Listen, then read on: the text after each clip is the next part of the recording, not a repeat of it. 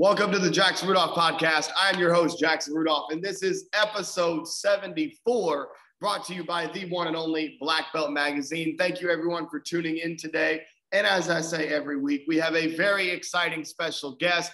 This week, we have Kevin Cusick. Now, to our sport karate audience, you might not immediately recognize Kevin because he's not someone who always is in the sport karate world, but he comes into the sport karate world about once per year for the US Open, where he plays a major role in the production of the streaming or the broadcast of the US Open, and has been in the booth as a commentator at the US Open for several years running now. And so we are very excited to have him on the show so that he can talk to us a little bit about behind the scenes on the US Open production, how commentary works, some of the things that we have to keep in mind. And I say we because I was in the booth at this past US Open.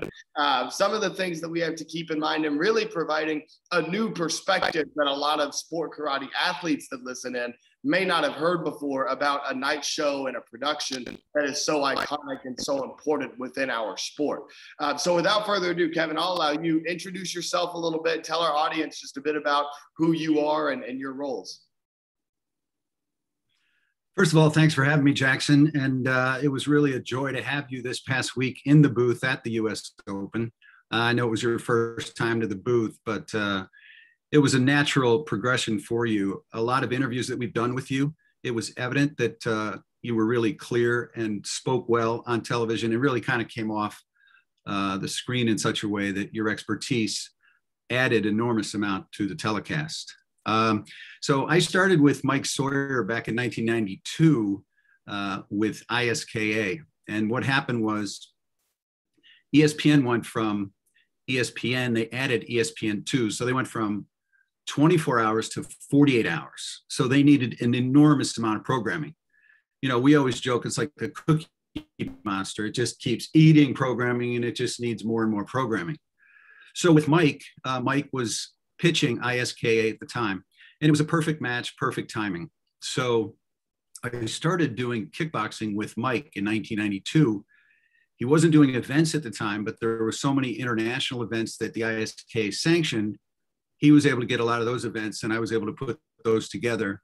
And we would do like 25, 30 shows a year in the early days of ESPN2. So the US Open was part of that because obviously Mike McCoy and Mike Sawyer owned and they were the creators and owners of that event even back then.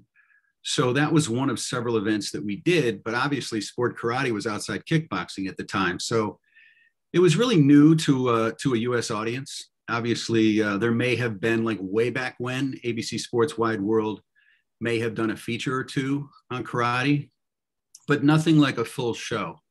So when we first started, it's kind of funny because there wasn't really a stage for the breaking. For example, he would set up a break in various portions of the ballroom and we would have a dolly that went from one to the next to the next. So we would literally move our cameras from one to one to one as, you know, breakers, as you know, take some time to set up. And then we would have the main stage that ESPN immediately took a liking to, so much so that they wanted more of it immediately. You know, they love the kickboxing. Fighting always does well from a rating standpoint. So I joined Mike at that time and started doing productions with Mike and have been doing them ever since. That's awesome. And, you know, we're talking about sport karate for the majority of the podcast today because it is a sport karate podcast. But you've had your hand in a million different projects, it seems, throughout various sports. So just to give our audience some context, maybe what are some of the other events that you have broadcasted for, commentated on? Just kind of go through your experience as a sports broadcaster, really. So I really made much of my career on the Olympics. I've done 9 Olympics starting back in 1984 at the Los Angeles Games, which the games are coming back to Los Angeles again, coming full circle.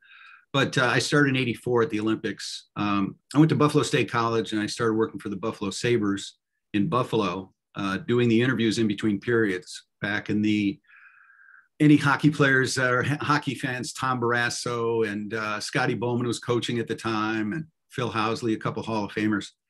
But I quickly went to ABC Sports at the time, and then ABC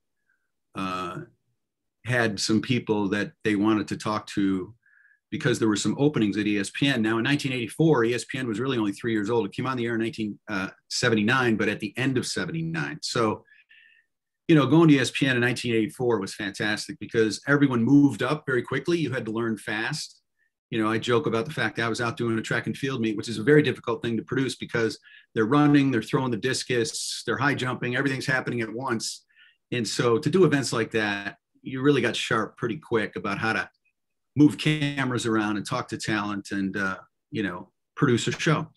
So then I did every Olympics up until 2008 for NBC, and then CBS. I did a couple of Olympics, Nagano, and they were also part of the Lillehammer Olympics. So I did a lot of winter and summer Olympics, and then the fighting was always in addition to that.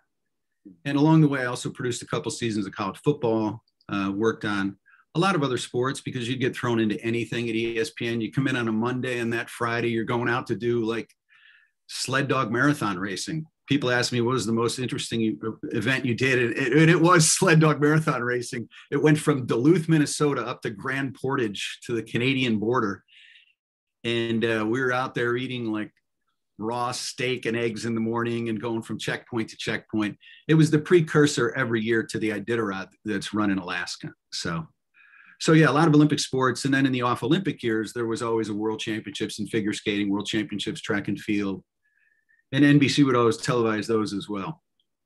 So that's a little snapshot of my history.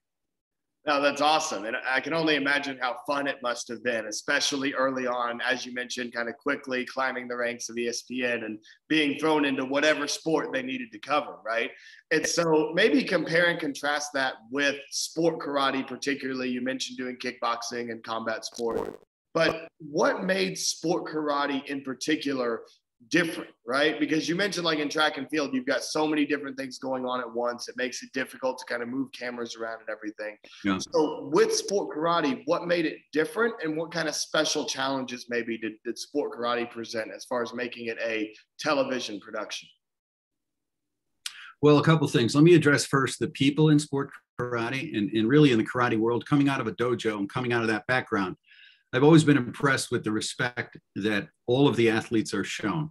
Now, I know that's at the ground level, that it's taught respect as number one, discipline, all of the kind of the basics for creating a good human being is kind of put in the forefront, which I always appreciate about karate and sport karate in particular. So when I'm dealing with any of the athletes, it's always yes, interview wise, they know that being on television and helping not only themselves, but promote the sport is important to them. And, they're just always willing to jump in. So first of all, it's the fact that the athletes have a great deal of respect and understanding of what they're doing and where they're doing it when it comes to the US Open. And the second thing I would say is that, it's unique in the sense that I don't think a general audience still understands sport karate as well as they maybe could. For example, it's kind of a landmark decision now and event that's happening in Tokyo, the fact that karate is part of the Olympics. Now, people don't really understand, that Taekwondo was already an Olympic sport, but now karate is in sport karate. So they don't know the disciplines as well. So for us as broadcasters, I think it's indicative of us to explain, and we do that every year. We talk about the distinctions within the sport. So as the forms is much different than CMX, is much different than weapons, is much different. But when people don't know the disciplines and they're not educated, you're going to a broader audience. So you really can't overlook the fact that needs to be explained. The other part of that is, though, you don't want to be so obvious. We always said in sport and at ESPN was people will catch up. You don't have to go down to Sport Karate 101 and explain everything, but you need to give a general sense of the rules and what's involved in each particular discipline, and more importantly, how it's judged, which is another critical point of any judged sport, like swimming, like gymnastics, like figure skating. You are in that category of being judged, which is a little bit different than running a race and knowing that you're first because you're first. So, so I would say that, as far as what's unique, I mean, for me, it took a little bit to see the pattern and the rhythm of judges, because when it comes to a judge sport, there are a lot of little distinction that judges are looking for that you and I or the general public doesn't know. And so to try to bring that forward, I think is a challenge to this day. It doesn't matter, what judge sport it is, but in particular sport karate, there is a rhythm of the judges, if you know what I mean. There's a rhythm because, and it's no different than any other sport. When figure skating takes place, the judges are in the stands watching them rehearse because they want to know what the routine involves. You have your sport has much like other sports, your sport has precursor events to the US Open where they know what Jackson Rudolph is going to do. They know what your level 10 is, and they know what your level 7 is. Absolutely. And so they have a range of what that is, and they know what the others are as well. So obviously where you compete in the order is important as well. So that's one from purely a coverage standpoint. That's one. And then from a producer director standpoint, I always want more cameras. I'm always talking to Mike about, I want more cameras, more replays. I want POVs. I want more interviews with the athletes. I always want to bring as much to the show as possible. So from that aspect, I can give you a little bit more about the business side of it as well, but that's the pure coverage of it. That's really some of the challenges and some of the things we like to bring to the forefront. And I think you bring up a few excellent points there. One thing that competitors talk about all the time is judges judging, whether it's based on the performance that they are doing that evening, or are judges judging based on what they've seen from that competitor before. Right? Is the competitor being truly judged against their competition head to head, or is that competitor being judged on, well, they look a little bit better than they did last time, or maybe they didn't look as good as they did at the last tournament, whether it be the Battle of Atlanta or what have you. And so are the judges going to downscore a competitor because not necessarily they did anything wrong in that night's show at the US Open, but because they simply didn't look as good as they did a month before, 2 weeks before. And that's something that competitors try to talk about and work around all the time and figure out what's the right balance, because you also don't want to take unnecessary risk in a division where, let's say I'm going last at the US Open and 3 of my 4 major competitors have a mistake, then it would be foolish for me to go out there and do everything that I've got. I need to run a relatively conservative routine, complete the performance, and give myself the best chance. But you have to balance that against, will that come back to bite you in the rear if the judge says, well, you didn't look as good as you did last time because you took that stuff out, and then all of a sudden you did the right thing from a strategic standpoint that evening, but you still didn't win because the judge wasn't scoring you against your competition. They were scoring you against your former self. I could go on and on about that. And I don't think that there's necessarily a right or a wrong answer. I don't think the judges are necessarily wrong to say, well, that wasn't this competitor's best. You know what I mean? I think that there's a case to be made for that, but I digress. Yeah. And so you also mentioned like that first. Let me absolutely. Yeah. Let me just say about judging, because there's 2 sides. I think there's 2 sides of judging. Like, how can someone give you, I understand a technical score. Okay. But how can someone really accurately judge an artistic score? Right. So if there's a technical and an artistic, how can they accurately, what you think is artistic and really well done and beautiful is not necessarily what I think is artistic and beautiful. So that's the one part about the difficulty. Now, that said, I can't remember really when, maybe once or twice when, it was so close that someone got it that I thought shouldn't have got, the world championship at the US Open. So what I'm saying is that when someone nails it and when someone's on and when they're, not only do they know it, but the other 3, 4, 5 competitors know it as well. You know what I mean? Like when you got up 2 years ago at the US Open, there was no doubt that you were the winner. When you nailed that last routine with those spins and caught that behind your back, caught the bow behind your back, there was no doubt, that the judges appropriately gave you the world championship. So yes, judging is subjective, but when usually 99.9% of the time, they get it right. Right. I agree with that. And thank you for the kind words there. The other thing I love about what you said is that from a commentating standpoint, it's important to explain the areas that competitors are being judged on, because if you're trying to explain, a 2.5 spin catch behind the back of the bow, like you mentioned in my routine, right? An audience is going to think, a TV audience is going to look at that technique and think that it's cool, regardless of if they know what it's called or they know exactly how many times the spin was or what have you. What's important that the audience gets educated on is how is the scoring actually done, because that might be something that could make the audience lose track of the broadcast, right? Is that when they watch a competitor and they think that somebody is spectacular, and they watch another competitor who they thought was great, but maybe not spectacular, and then the great competitor wins, then instead of the spectacular competitor, then that audience member is left thinking, well, why did that happen? Whereas the commentary can step in and explain, well, even though this competitor had the spectacular tricks, they were bending their back leg on some front stances. And so that'll take away from the judge's score in terms of their traditional execution, right? So I think that's a great perspective. Now I want to jump around a little bit. So, I don't want to keep going on judging, but this is an important distinction, because your sport is unique, because other sports, a diver is judged against another diver on the 3-meter board or the platform. You're not necessarily. You get the men's weapons or the women's weapons, and you could have 3 different weapons in one competition, and all of a sudden you're being judged against someone who's doing the commas.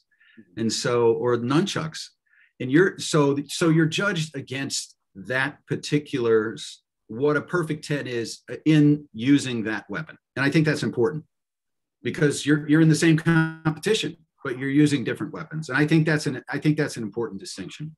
Yes, I agree. And that's something that is really unique to sport karate. It's hard to think of another sport that is judged where the competitors aren't doing the same thing, right? I mean, even in gymnastics, when you have like a floor routine, there are certain expectations for what is going to happen within that floor routine, or the vault or the balance beam or what have you. Exactly. Whereas in karate, it's truly open. You can go out there and do whatever you want with that weapon. So couldn't agree more. Very unique. And so now to jump around a little bit, you mentioned kind of the history of the U.S. Open and your broadcast history with it, dating all the way back to 92, when you were using dollies to get to different breaking setups and everything else. So when did the Night of Champions truly take shape? Do you recall, what was that very first true Night of Champions like, when that's what the broadcast kind of revolved around? Well, like any broadcast, when you start to put, time and effort and some money, resources behind it, and it really comes down to the basics of any production. You put a stage on, you put lights on a stage, you put great lights and light it up, and a beautiful background, and artistically put it together. In the movie, if you build it, they will come, right? So if you build it, they will come. I think Mike built it. They built the staging, and they put the lights on, and then it wasn't too hard to get the competitors. The competitors right away were available. The sport was just, waiting for television to come along. It's ready made for television. It's a great sport for television. ESPN has always loved these shows. They've always come back year after year, and it's never a long negotiation with Mike. They're interested in that, and they'd want more programming of sport karate. They love it. It's one that's like gymnastics, where the floor routine in gymnastics, it's right there, and you can see what an athlete is doing. And when you see what you and others are capable of doing with one of the weapons, or even without, the intensity of a very basic traditional form, it's just beautiful to watch. We saw that at the US Open this past year. We saw that you can see the inner intensity. It just comes forth because the cameras are right there, because you have, the coverage that is really right in your living room. So it's a sport that's custom made, like football. I think sport karate is custom made for television. That's awesome.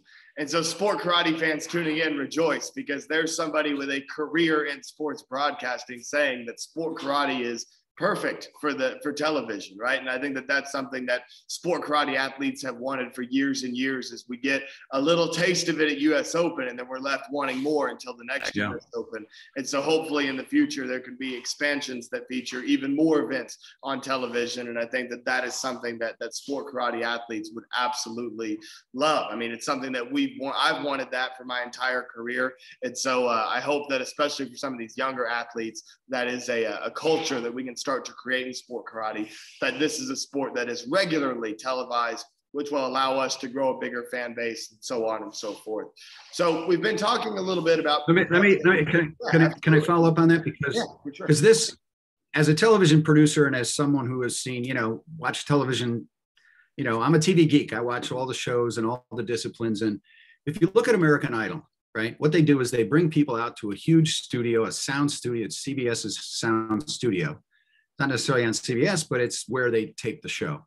And I've always felt as though sport karate would jump off the screen. Now, when you look at America's Got Talent and you see people on there that have a martial arts or a sport karate background, they'll do like one routine out of 10 in a 1-hour show, and they'll just be one. And I look at that and I say to myself, again, you could do it as a competition easily, but the way you stage it and bring in all the top competitors and have a competition where you have the judges on the exact same stage that you have American Idol or America's Got Talent, and you put it in that environment, and then you do the stories, the background stories on yourself and the other top competitors at the time, I think it would be a hit immediately because of how visual it is and because of the talent level. You put it in a stage and really, you create a show. You create a show. It really is a match made in heaven. If you put the kind of, serious production dollars behind sport karate, behind a sport karate television show, and then put the competitors together, you would have an American Idol in a heartbeat. And it would be a series. I think it could easily be a recurring series because you have everything that's already there. You have singers that go back and sing either at their church or with a local choir or, local bands. But in sport karate, there's a season, there's tournaments that you could follow. So the storylines are there. The event, that's my dream anyway, that I would see it being a primetime show. And, all the makings are there for that to happen. Mm-hmm. That's awesome. And that's really an idea that I haven't heard before. I've heard coverage of more tournaments throughout the season. And so you follow kind of like you would see with the Do Tour for skateboarding or whatnot. You know what I'm saying? Where, here's this Do Tour event, then here's another one, here's another one. But that certainly is. Yeah. I mean, well, that certainly is the standard. I've covered all kinds of seasons. I mean, there's, I've done X Games and the water ski tour and so those are, that's the obvious model, if you will, for a sport that is at the level of sport karate, meaning it's not the top three: baseball, basketball, football, and hockey, right? College football is included in the football, but it's a sport that has an enormous amount, of potential to be at that level. And so, yes, that's the season, if you will. And then this one is a new model that we've seen. You got every kid going to a mall and all of a sudden he's, he's singing, and next thing you know, he's in Vegas and then he's got a record deal. They think that that's what can happen. But the new model is that. The new model is American Idol because that's what people watch. There's where the numbers are. You have millions and millions of people watching. Right. It's not that sport karate doesn't have an audience. It's on ESPN. It has ESPN audience. So anyway, that's another way that I'd like to see it go from a television standpoint. Absolutely. And no, I love that idea. And it almost starts to sound like a So You Think You Can Dance, right? Where you're taking this performance art and you're turning it into a judged reality show. I think that the fine line you would have to follow there is, where does it leave sport and become reality show, right? And which one do we want, right? And if we want to, you're not taking the competition away. You're not taking the competition away. Mm-hmm. It's still competition. Look at golf. Look at all the special events they have in golf. Right. I mean, that doesn't take anything away from the sport of golf. Look at all the figure skating exhibitions outside the World Championship Tour. any sport that's going to do all the extra events, it's certainly not going to hurt if, obviously if the financing is there, I think the interest is there. So. Absolutely. So that's an excellent perspective. So now I want to shift back to when you first got interested in sport karate. Let's take like an audience member that's just scrolling channels and comes across the US Open on ESPN, right? So when you jumped in and you started doing commentary for the US Open, what was it about sport karate that was maybe the strangest or the most confusing? Like, wait, can you explain that to me again? Mike Chat, what's going on here?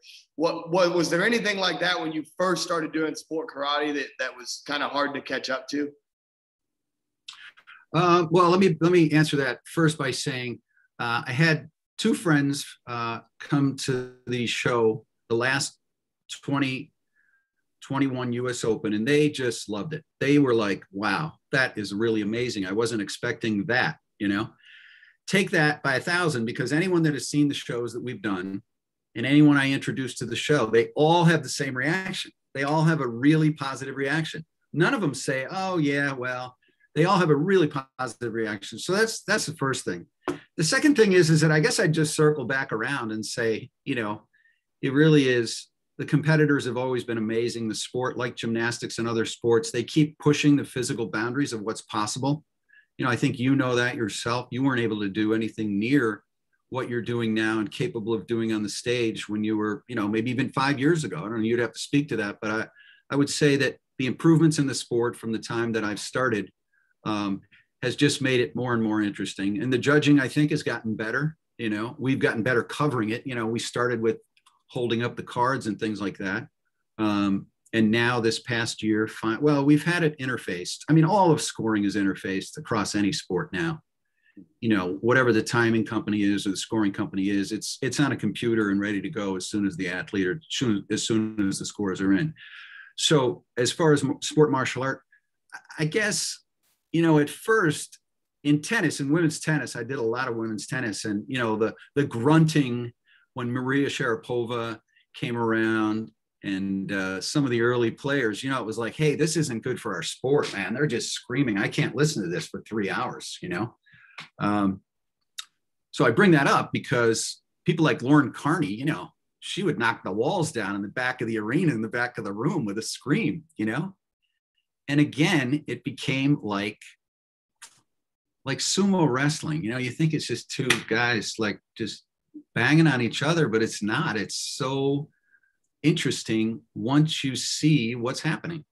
Mm-hmm. And it doesn't take long.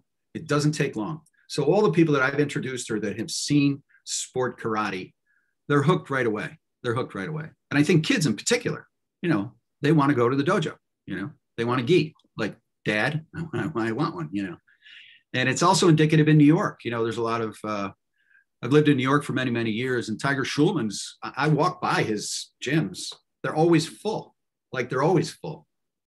So. And that's one thing that I love about sport karate is the ability to kind of captivate that youth audience, because this is an area that I think a lot of martial arts schools can improve, because many martial arts schools aren't accepting of sport karate. They do their traditional program or, their self-defense or what have you, and they don't like sport karate, so they don't teach it in their schools. But in reality, all of these kids that are watching Marvel movies and they see Captain America, they watch DC films and they see Wonder Woman or whatever, right?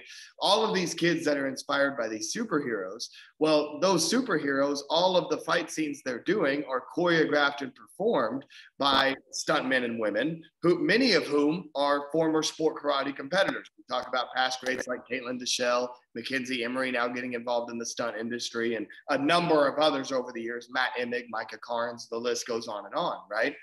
And so the kids are coming into the martial arts schools because they want to be superheroes and learn the superhero moves, or maybe even they watch the US Open and they see sport karate on stage and they're like, I want to flip and do all the tricks like that. And then they come into a martial arts school and that's not what they're met with, right? And so I believe that if you introduce sport karate to more curriculums and martial arts schools, you'll get even more kids coming and staying in the martial arts schools because they're making these connections to watching superheroes, watching the US Open, and then actually having a chance to learn those skills in the dojo. And then I think that, you were spot on by saying that, one of the things that caught you off guard, much like in tennis, was the screaming, right? Because even martial artists that are traditional martial artists look at sport karate, they're like, why do you yell so much? And it's at this point, it's just part of the game. It's just and we've come to We've come to appreciate it. We've come to really appreciate it because they're really pulling the energy forth with all their power, including their voice, including the sound, the sound of a human being, and pulling that forward. Fascinating to watch. Absolutely. And so now I want to reflect a little bit. Yeah, go ahead. Oh, no, I just think that that's one of the aspects of the sport. And the other thing that has brought it forth, there's no question CMX has taken it to the next level because of the musicality. And it's taken it to the next level that allows people to expand upon the discipline of a form. And so, I think that helped take it to the next level. When you add another aspect like music and creativity and the ability to do more, it just created more space. It just created more space for people to create and compete inside of. So I think that was helpful. And I think you see that, in the movies that you're talking about, all these superheroes, we're not doing animations at the US Open, but obviously with the animations, everything else, they're flying across the screen and doing, kick spins that aren't humanly possible yet. Right. And hopefully sport karate athletes will figure that out over the coming years, which is a great segue because you've been around for they might. Yeah, you've been around for a lot of the evolution of sport karate over the past 30 years, right? Yeah. And so that brings me to looking back on that 30 years of coverage. What are some of your favorite memories? Are there performances that stand out that are like, I remember when such and such did this, or just maybe 2 or 3? What are some of your favorite US Open moments and memories? Well, I'd start with some of the big names. Caitlin Deschelle would always come out and have something interesting that I hadn't seen before. Mm-hmm. And every time the competition would come up, like Kenzie Emery, she would always step to the next level. And I liked watching. For me, it was always about the competition. So, I don't know, this is an old example, but,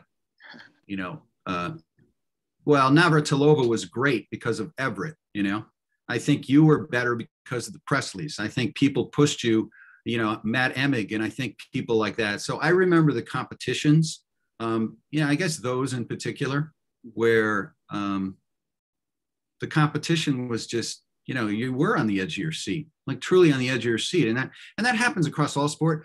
But when it happens in sport karate, you really are waiting to see what the next competitor, will do. So maybe not so much specific memories that I remember, but I remember when the competition level rises, the entire truck gets up on the front of its seat and wants to see what happens next. So I would say you and the performances, I mean, not because I'm on your show, but that was really something special 2 years ago. What you did with the bow and how you did it and when and where you did it, meaning at the US Open, final competitor, and you just really nailed it. You made something that would be impossible for most people, including people in your sport that work with the bow, to do, and to do it with ease. I certainly, that's fresh in my mind. And Mackenzie Emery. I mean, yeah, you're welcome. And Mackenzie Emery, what she's able to do, and again, rise to the occasion, right? You get to the US Open, you rise to the occasion. All of a sudden you're in a room full of people, like TV cameras are there, the lights are on. It's like, okay, go, and I think people that haven't competed don't fully understand, how tense someone could be and the pressure that's on. So, yeah. Right. And I love what you said about you remember the competitions, the matchups, when someone had to rise to the occasion, right? One thing I always tell my students is you should have the utmost respect for your competitors, not just because you're supposed to, not just because we're martial artists, but also because if you ever want to be great, no one ever became great beating people who were just average. If you want to be great yourself, you're going to have to compete against other great competitors and rise to the occasion against those great competitors, right? And so the level of competition is what will allow you to elevate yourself, right? And so you should respect your competitors, because if they weren't any good, you wouldn't look very good either. You need great competitors to become a great athlete yourself. Mm-hmm. Yeah, and you mentioned look better. You know, a lot of my memories are more about the production, given my background. You know, the sport is really about the competitors. So that's really, you know, obviously we cover the competitors. But for me, the memories that I remember are when we did do a great show, when we put together an amazing open, you know, an open tease that talks about sport. And you've seen some of those opens to the shows. You know, I'll put those against any open of any show on network television. You know, whether it's the music and the pictures and the way we put it together, you know, I stand by that. And I've always put my passion into all these shows. And it's difficult in the following way. When I go out and do a season, like we talked about before, if you do a football season, three games in, our production team is in sync. I know that the far camera 4 is covering, you know, the far cornerback on the opposite end of the, you know, on the field. So everyone has their assignments. One-off events, it doesn't matter what it is, one-off events are very difficult to do. In the US Open, I pull together everyone every year. Now, some tape operator might not be available the next year.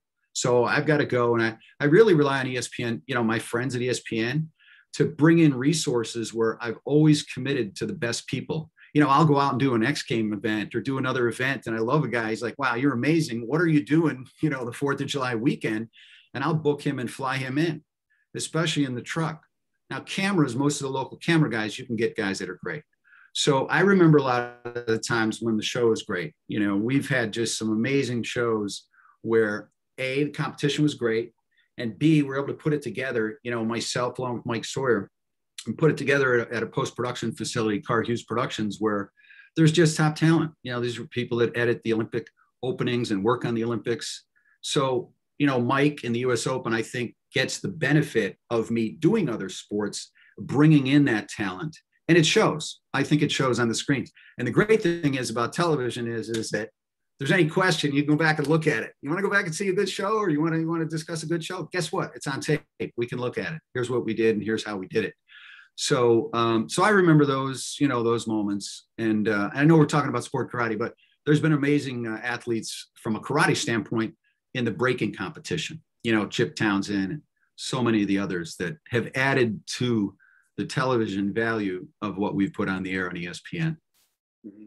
I couldn't agree more. And breaking, an essential part of the sport karate world. It doesn't always get highlighted as much as it should at sport karate tournaments, but many of the sport karate events on the NASCAR World Tour and ISK events, they have breaking divisions. It's just they don't always get put up on a pedestal like they should be until we have a US Open where Chip Townsend sets a world record, or, you know, is in a breaking competition. I remember, you know, years ago when I was growing up watching Larry Fields doing creative breaking, and, you know, some of those memories. Amazing. My favorite. Yeah. Shout out to Larry Fields, because Larry's been an amazing brand. I mean, what he does from a breaking standpoint is amazing. And 2, the entertainment value and what he's brought to our shows has been invaluable. He's really, he's a great guy, and he's a great breaker, and he always understood television. He brought it, you know, he really brought it. So I have a lot of gratitude to him, because how much he understood television, how much he brought to the table.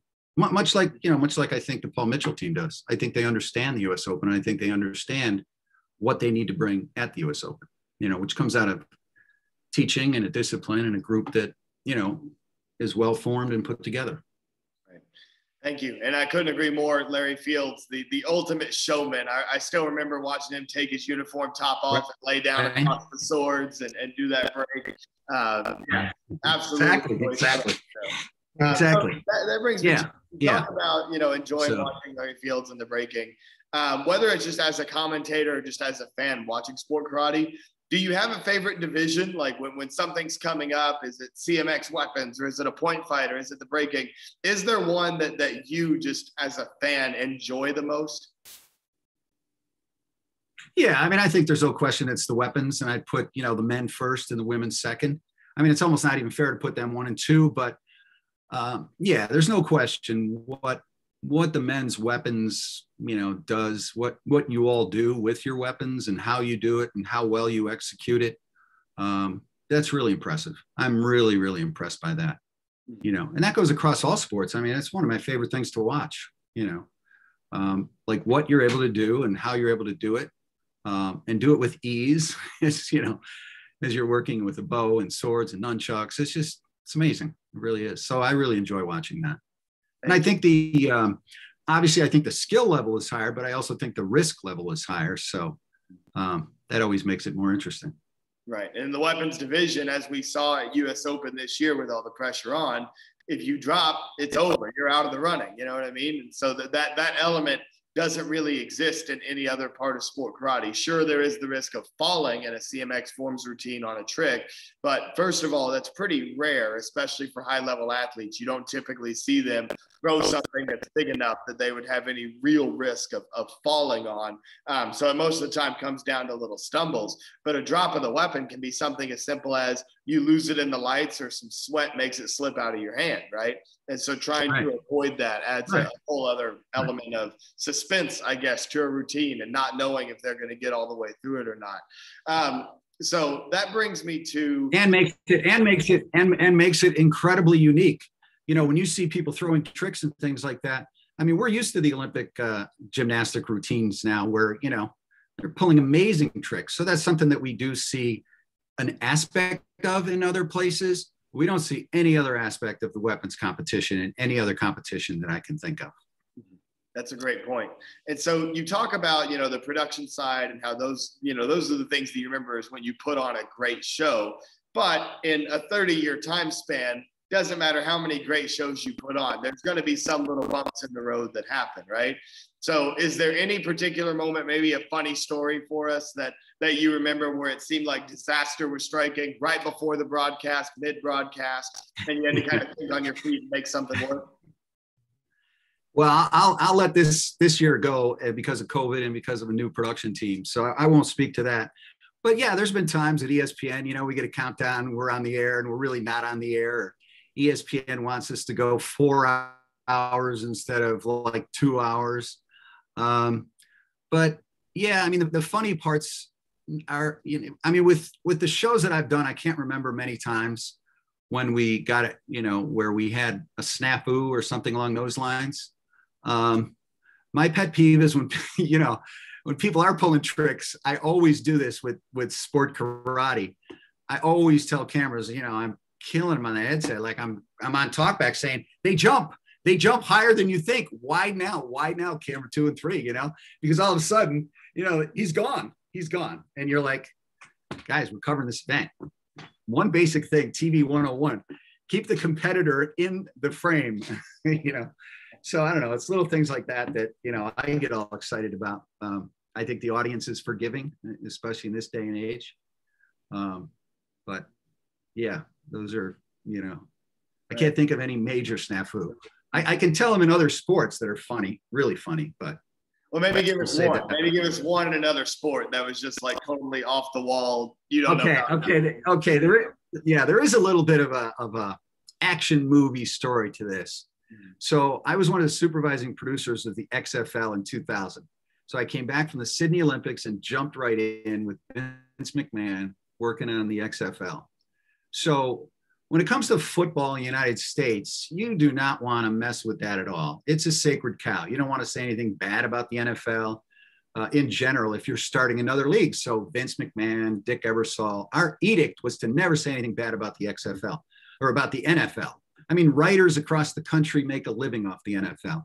Television makes billions of dollars, right? So, okay, so we go to Los Angeles and, Vince McMahon has a really good relationship with The Rock, of course, right?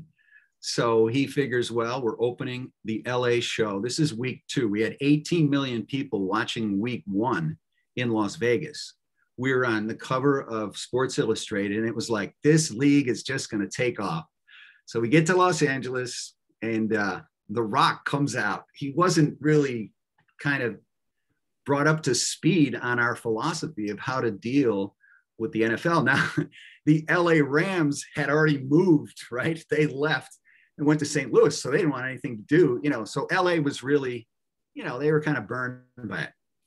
The Rock comes out and he starts with this. He says, "Welcome, LA fans. The XFL and football is back. And those tight ass suits at the NFL can take their league and everybody in it and stick it straight up their ass because the XFL is here to stay." So that's only part of it. As soon as he says that, the truck goes black, like just black. No electricity, truck goes black, right? So, Dick Ebersol's in the truck. Vince McMahon is in the truck. They're outside the truck like, what the hell's going on? So we had to throw to a backup game, which turned out to be a backup game because it was 2 games on Saturday night. So we throw to the game in Tennessee. That turns out to be a great game. We don't get back on the air for like 45 minutes, and our game was terrible.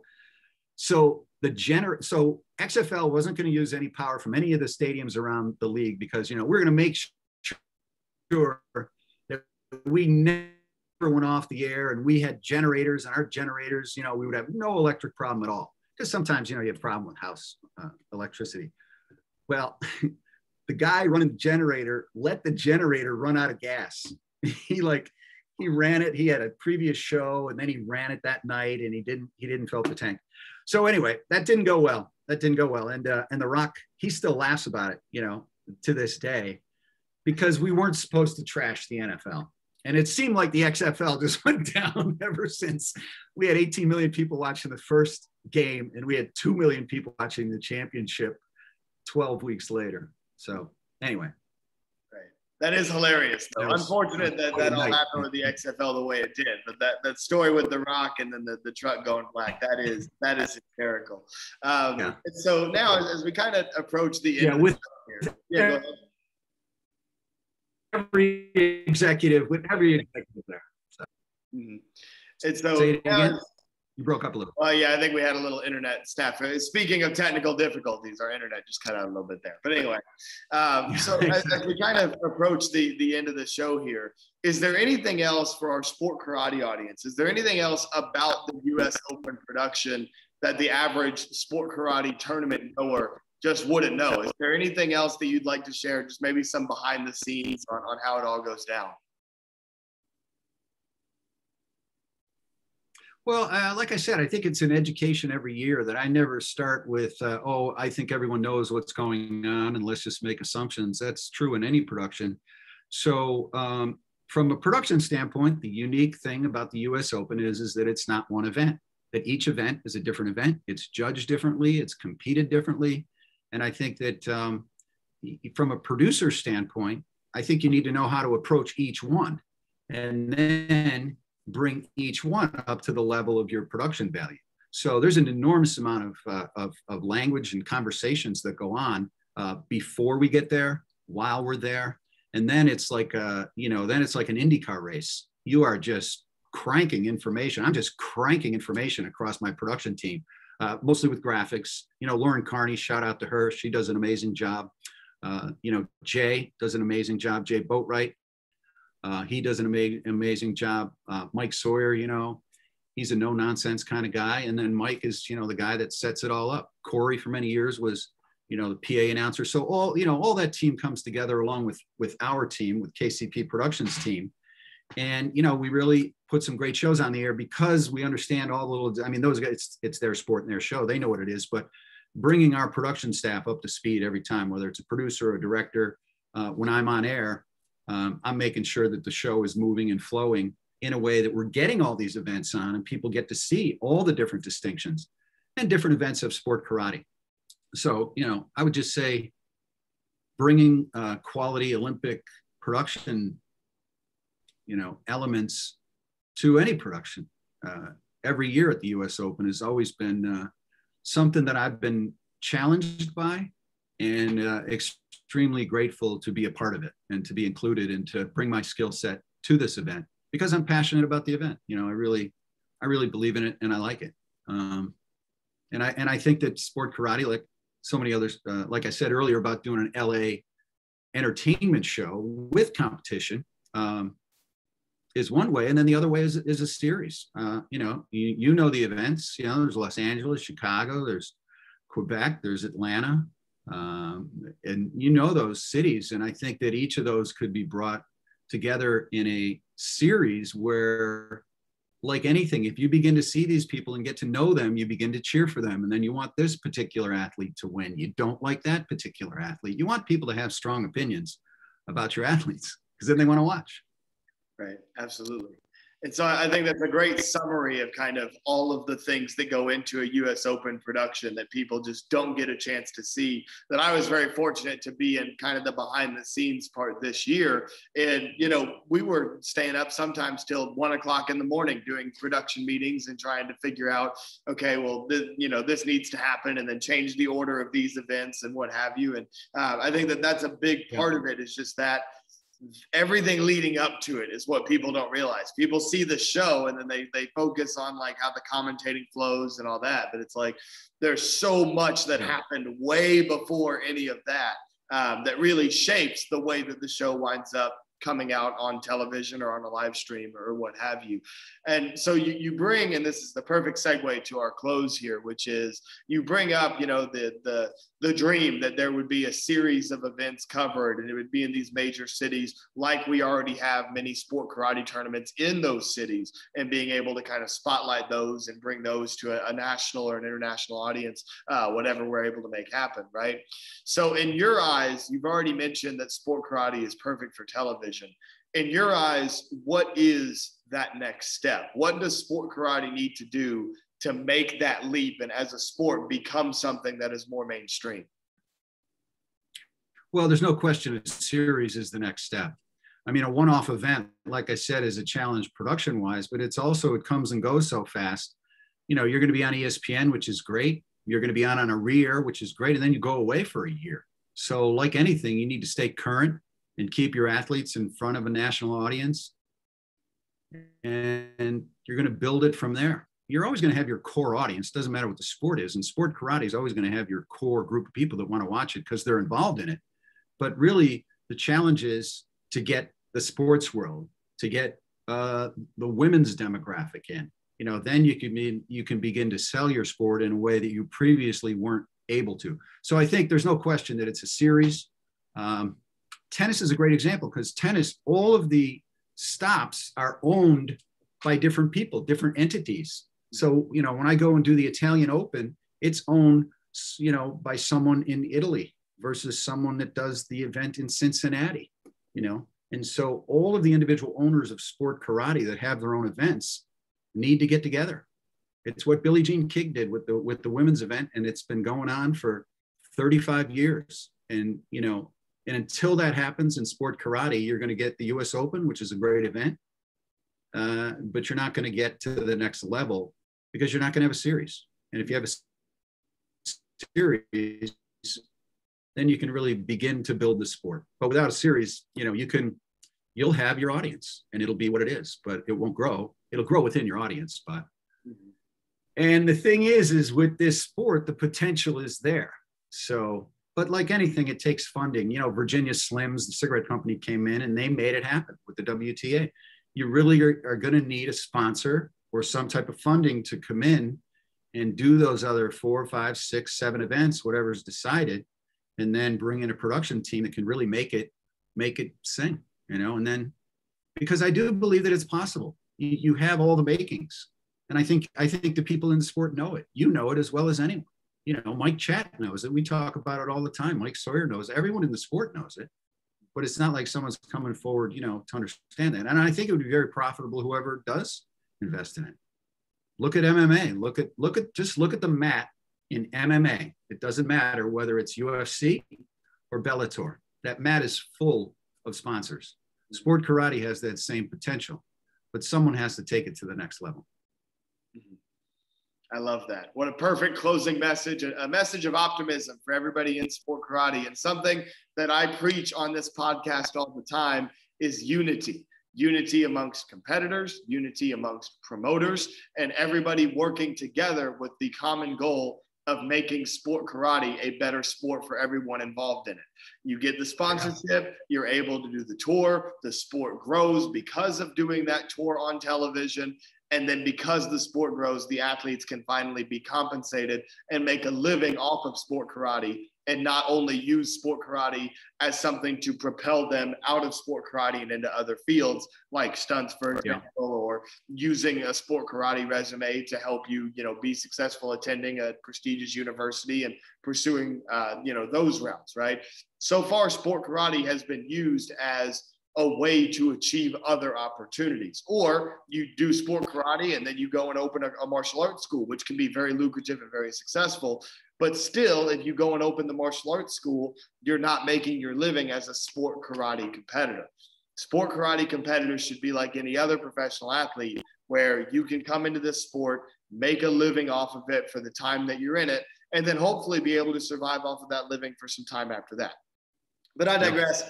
I could go on that for hours and hours talking about, how important that is to the sport. But the number one thing is unity is what will get us there.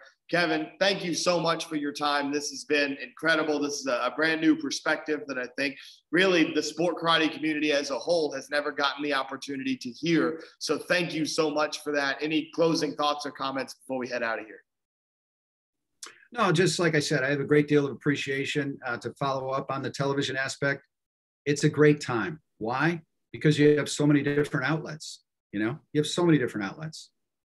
Whether it's Amazon or whether it's Google or Netflix, everybody wants to get into sport. You have the opportunity to go live, which is really now the most desirable discipline or genre in television right now. So the time is right. That's what I'll wrap it up with. The time is now.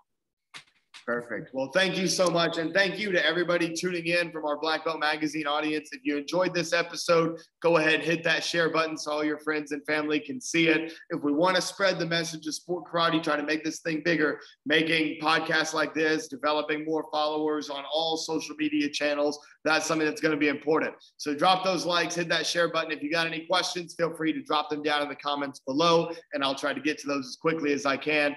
This has been episode 74 of the Jackson Rudolph podcast, and I'll see you next time.